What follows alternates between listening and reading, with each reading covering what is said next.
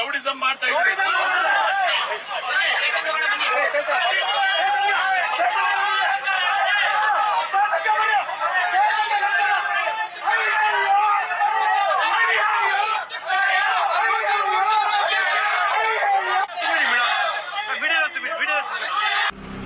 ಮಂಡ್ಯ ಜಿಲ್ಲಾ ಕುರುಬರ ಸಂಘದ ಜಿಲ್ಲಾಧ್ಯಕ್ಷರ ಮೇಲೆ ಮಸಿಯನ್ನು ಬಳಿಯಲಾಗಿದೆ.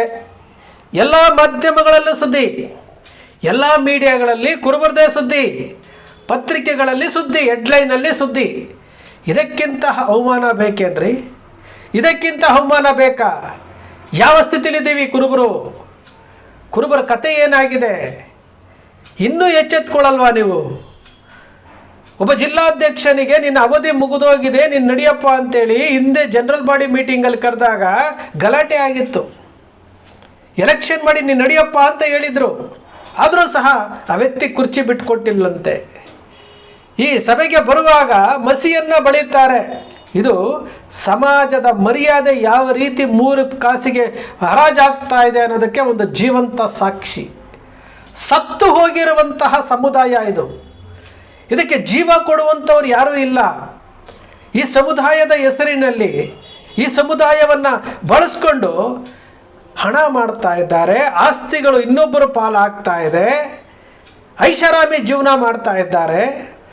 ಬೆಂಗಳೂರಿನ ಕರ್ನಾಟಕ ಪ್ರದೇಶ ಕುರುಬರ ಸಂಘದ ಕಟ್ಟಡವನ್ನು, ಅಂತಹ ಗಟ್ಟಿಮುಟ್ಟಾದಂತಹ ಕಟ್ಟಡ, ಅದು ಪುರಾತನವಾದಂತಹ ಕಟ್ಟಡವನ್ನು ಸಂರಕ್ಷಣೆ ಮಾಡಬೇಕಾಗಿದ್ದಂತಹ ಗಟ್ಟಿಮುಟ್ಟಾದಂತಹ ಕಟ್ಟಡವನ್ನು ಇವರು ಯಾರಿಗೂ ಹೇಳದೆ ಕಲ್ಲನ್ನೆಲ್ಲ ಒಡೆದಾಕಿ ಟೀಕುಡ್ ಎಲ್ಲ ಬಾಗಿಲುಗಳಿಗೆ ಮರಗಳು, ದಿಂಬಿಗಳು ಎಲ್ಲನೂ ಟೀಕುಡ್ ಮರಗಳನ್ನು ಇವರು ಮಾರಾಟ ಮಾಡಿದ್ದಾರೆ ಹೊಡೆದಾಕಿ. ಎಷ್ಟು ಕೋಟಿಗೆ ಮಾರಾಟ ಆಗಿದೆ ಯಾರಿಗೂ ಗೊತ್ತಿಲ್ಲ, ಯಾರಿಗೂ ಹೇಳೋದು ಇಲ್ಲ, ಯಾರೂ ಕೇಳಲ್ಲ. ಬೆಂಗಳೂರು 1ರಲ್ಲಿ 45,000 ಜನ ಅಜೀವ ಸದಸ್ಯರಿದ್ದಾರೆ. ಕರ್ನಾಟಕ ಪ್ರದೇಶ ಕುರುಬರ ಸಂಘಕ್ಕೆ ಬೆಂಗಳೂರು ನಗರದಲ್ಲಿ 45,000 ಜನ 250 ರೂಪಾಯಿ ಕೊಟ್ಟು ಅಜೀವ ಸದಸ್ಯರಾಗಿದ್ದಾರೆ.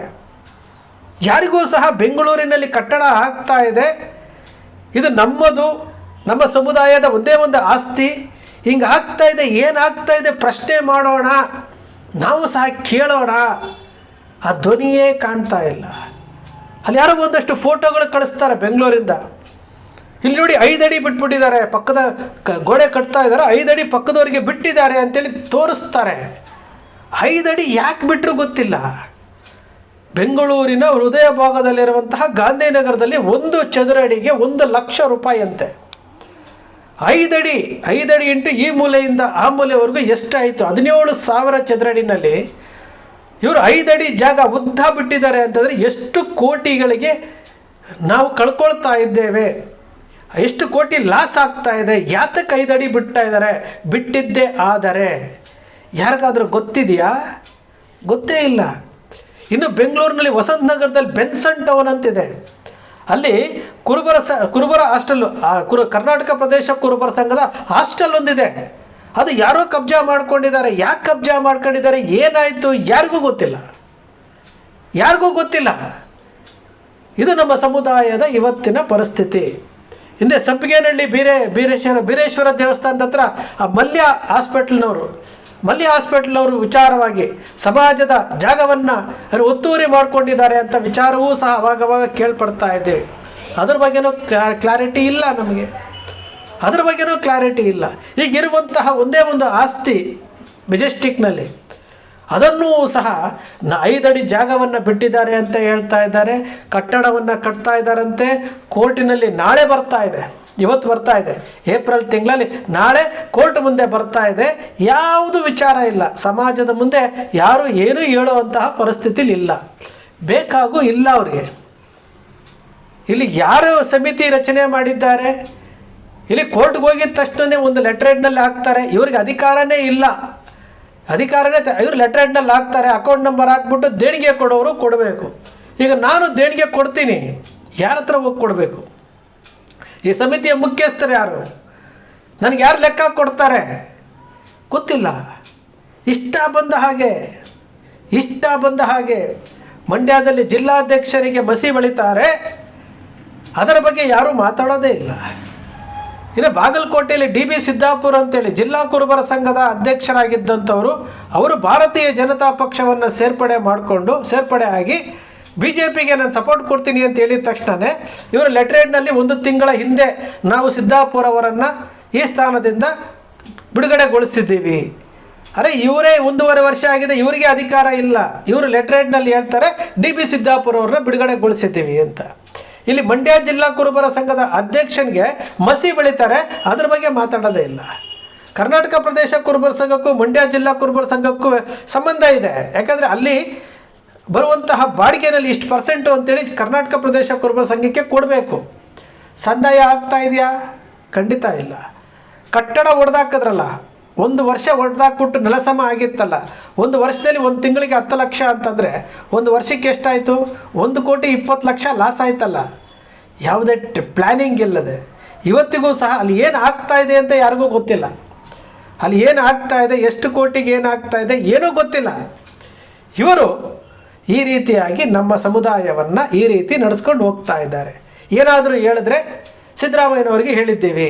ಅದೇ ಸಿದ್ದರಾಮಯ್ಯನವರು ವೇದಿಕೆಯ ಮೇಲೆ ಹೇಳಿರುವಂಥದ್ದು, ಮೈಸೂರಿನ 12 ಎಕರೆ ಜಾಗಕ್ಕೆ 9 ಕೋಟಿ ರೂಪಾಯಿನ ನಾನು ಕೊಟ್ಟಿದ್ದೆ, ಈ ರಾಮಚಂದ್ರಪ್ಪ ಪ್ಲ್ಯಾನಿಂಗ್ ಇಲ್ಲದೆ ಹಾಳು ಮಾಡ್ದ ಅಂತ. ಆ 9 ಕೋಟಿ ಇವತ್ತು 100 ಕೋಟಿಗೆ ಸಮ. ಏನಾಯಿತು? ನಾವು ಅದನ್ನೇ ಹೇಳ್ತಾ ಇದ್ದೀವಲ್ಲ, ಸಮಾಜದ ಆಸ್ತಿ ಉಳಿಸ್ಬೇಕು ಅಂತಂದರೆ ಕೊಡಿ. ಮಠಗಳಿದ್ದಾವಲ್ಲ, ಜಗದ್ಗುರುಗಳಿದಾರಲ್ಲ, ಕೊಡಿ. ಅವರಿಗಾಗಲೇ ಎಷ್ಟೋ ಮಠಗಳನ್ನು ಕಟ್ಟಿದ್ದಾರೆ, ವಿದ್ಯಾಸಂಸ್ಥೆಗಳನ್ನು ಕಟ್ಟಿದಾರಲ್ಲ, ಕೊಡಿ. ಕರ್ನಾಟಕ ಪ್ರದೇಶ ಕುರುಬರ ಸಂಘದ ಕಟ್ಟಡ ಕೊಡಿ, ಅವರಿಗೆ ಮಾಡ್ತಾರೆ. ಮಠದಡಿ ಕೊಡಿ. ಯಾತಕ್ಕೆ ಮಾಡೋದಿಲ್ಲ? ನಿಮಗೆ ಸಮಾಜ ಉಳಿಬೇಕಲ್ವ? ಸಮಾಜದ ಆಸ್ತಿ ಉಳಿಬೇಕಲ್ಲ? ಸಮಾಜದ 1 ರೂಪಾಯಿ ಉಳಿಬೇಕಲ್ವ? ಈ ಮನಸ್ಥಿತಿ ಇದ್ದಂಥವ್ರಾದರೆ ಯಾಕೆ ಅಧಿಕಾರಕ್ಕೆ ಆಸೆ ಪಡ್ತಾ ಇದ್ದೀರಿ? ಕೊಡಿ, ಮಠದಡಿ ಕೊಡ್ರಿ, ಜಗದ್ಗುರುಗಳಿಗೆ ಕೊಡ್ರಿ, ಅವ್ರು ಮಾಡ್ತಾರೆ. ಅವರು ಇವತ್ತಿನವರೆಗೂ ಒಂದು ಕಟ್ಟಡ ಕಟ್ಟಬೇಕಾದ್ರೆ ಇಷ್ಟಣ ಖರ್ಚಾಗಿದೆ ಅಂತೇಳಿ ಜನರ ಮುಂದೆ ಲೆಕ್ಕ ಕೊಡ್ತಾ ಇದ್ದಾರಲ್ಲ. ನೀವೇನು ಮಾಡ್ತಾ ಇದ್ದೀರಿ? ಹೊಡೆದಾಕಿರೋ ಹಳೆ ಬಿಲ್ಡಿಂಗಲ್ಲಿ ಕೋಟಿಗಟ್ಟಲೆ ಕಲ್ಲು, ಕಬ್ಬಣ, ಟೀ ಕುಡ್ಡು ಎಷ್ಟು ಕೋಟಿಗೆ ಸೇಲ್ ಮಾಡ್ಕೊಂಡ್ರೆ ಇವತ್ತರೆಗೂ ಗೊತ್ತಿಲ್ಲ. ಅಲ್ಲಿ ಬಿಲ್ಡಿಂಗ್ ಕಟ್ತಾ ಇರುವಂಥದ್ದು ಎಷ್ಟು ಎಸ್ಟಿಮೇಟ್ ಇದೆ ಗೊತ್ತಿಲ್ಲ, ಯಾರಿಗೂ ಗೊತ್ತಿಲ್ಲ.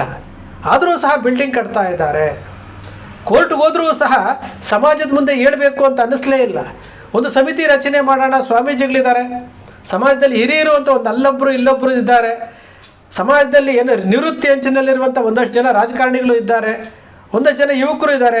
ಅವರೆಲ್ಲ ಕೂರಿಸ್ಕೊಂಡು ಮೀಟಿಂಗ್ ಮಾಡಿ ಅವ್ರಿಗೊಂದು ಜವಾಬ್ದಾರಿ ಕೊಡೋಣ. ಖರ್ಚಾಗುವಂತಹ ಹಣದಲ್ಲಿ ಪೈಸೆ ವೋಚರ್ ಹಾಕೋಣ, ಬಿಲ್ ಹಾಕೋಣ, ರಸೀದಿ ಹಾಕೋಣ, ಲೆಕ್ಕಾಚಾರವನ್ನು ಪಾರದರ್ಶಕವಾಗಿ ಕೊಡೋಣ ಅಂತೇಳಿ ಇವ್ರಿಗೆ ಅನ್ನಿಸ್ತಾನೇ ಇಲ್ವಲ್ಲ. ಹಾಗಾದರೆ ಸಮಾಜದ ಇರುವಂತಹ ಒಂದೇ ಒಂದು ಆಸ್ತಿ ನಾವು ಯಾವ ರೀತಿ ಉಳಿಸ್ಕೊಳ್ತಾ ಇದ್ದೀವಿ ಗೊತ್ತಿಲ್ಲ. ಮಂಡ್ಯ ಜಿಲ್ಲಾ ಕುರುಬರ ಸಂಘದ ಅಧ್ಯಕ್ಷನ ಮೇಲೆ ಮಸಿಯನ್ನು ಬೆಳಿತೀವಿ, ಬಾಯಿ ತೆಗೆಯಲ್ಲ. ಯಾರೂ ಬಾಯಿ ತೆಗೆಯಲ್ಲ. ಅಲ್ಲಿ ಏನಾಗಿದೆ ಗೊತ್ತೇ ಇಲ್ಲ, ಯಾರಿಗೂ ಬೇಕಾಗೂ ಇಲ್ಲ. ಚುನಾವಣೆ ಮುಗಿಯೋವರೆಗೂ, ಚುನಾವಣೆ ಮುಗಿದ ತಕ್ಷಣವೇ ನಮಗೂ ಅದಕ್ಕೆ ಸಂಬಂಧ ಇಲ್ಲ ಅಂತೇಳಿ ರಾಜೀನಾಮೆ ಕೊಟ್ಟು ವಿಸರ್ಜನೆ ಮಾಡಿ ಆಡಳಿತಾಧಿಕಾರಿ ನೇಮಕ ಮಾಡಿ ಯಾರಾದರೂ ಬರ್ರಪ್ಪ ಅಂತೇಳಿ ಬಿಡಬೇಕಲ್ಲ. ಇದೇ ಇಲ್ಲ ಅವರಿಗೆ. ನಾವೇ ಕುತ್ಕೊಳ್ಳಿ, ಪಾರದರ್ಶಕವಾಗಿ ಮಾಡಿ. ಯಾರು ಬೇಡ ಅಂತಾರೆ? ಇವತ್ತು ಬಿಲ್ಡಿಂಗ್ ಕಟ್ತಾರೆ, ಒಂದಷ್ಟು ಬಾಡಿಗೆ ಬರ್ತದೆ. ಇವತ್ತಿನವರೆಗೂ ಯಾರು ಎಷ್ಟು ಬಾಡಿಗೆ ಕೊಟ್ಟಿದ್ದಾರೆ ಗೊತ್ತಿಲ್ಲ, ಎಷ್ಟು ಆದಾಯ ಇತ್ತು ಗೊತ್ತಿಲ್ಲ. ಇದು ನಮ್ಮ ಸಮುದಾಯ ಇವತ್ತು ನಡ್ಕೊಳ್ತಾ ಇರುವಂತಹ ರೀತಿ. ಈ ಸಮುದಾಯಕ್ಕೆ ಧ್ವನಿ ಇಲ್ಲ, ಈ ಸಮುದಾಯಕ್ಕೆ ನಿಸ್ಸಹಾಯಕತೆ. ಈ ಸಮುದಾಯ ದಿನ ಸತ್ತು ಬದುಕ್ತಾ ಇದೆ, ಅಟ್ರಾಸಿಟಿ ಕೇಸುಗಳಾಗ್ತಾ ಇದ್ದಾವೆ. ಎಲ್ಲ ಆದರೂ ಸಹ ಈ ಸಮುದಾಯವನ್ನು ಕೇಳೋರು ಇಲ್ಲ, ಹೇಳೋರು ಇಲ್ಲ. ಇಷ್ಟ ಬಂದಾಗೆ ಇರುವಂತಹ ಬೆರಳೆಣಿಕೆಯಷ್ಟು ಜನ ಇಲ್ಲಿ ಆಟೋಮೆಟಿಕ್ಕಾಗಿ ಸಮುದಾಯವನ್ನು ಬಳಸ್ಕೊಳ್ತಾ ಇದ್ದಾರೆ.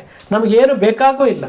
ಸೋಷಿಯಲ್ ಮೀಡಿಯಾದಲ್ಲಿ ಬರ್ತ್ಡೇ ವಿಶಸ್ಸು, ಬೇರೆ ಯಾವುದೋ ರಾಜಕೀಯ ಪಕ್ಷದವನಿಗೆ ಹೆಗಲ ಮೇಲೆ ಒರೆಸ್ಕೊಳ್ಳೋದು, ಪೋಸ್ಟ್ಗಳು ಹಾಕೋದು, ಕನಕ ಜಯಂತಿಯ ಪೋಸ್ಟ್ಗಳು ಹಾಕೊಳ್ಳೋದು, ಇದೇ ಮಾಡ್ತಾ ಇದ್ದೀವಿ. ಬಂಧುಗಳೇ, ಕನಕ TV ಸೃಷ್ಟಿ ಮಾಡೋದಿಲ್ಲ, ಕಲ್ಪನೆ ಮಾಡೋದಿಲ್ಲ, ವಾಸ್ತವದ ವಿಚಾರವನ್ನು ವಿಶ್ಲೇಷಣೆ ಮಾಡುತ್ತೆ.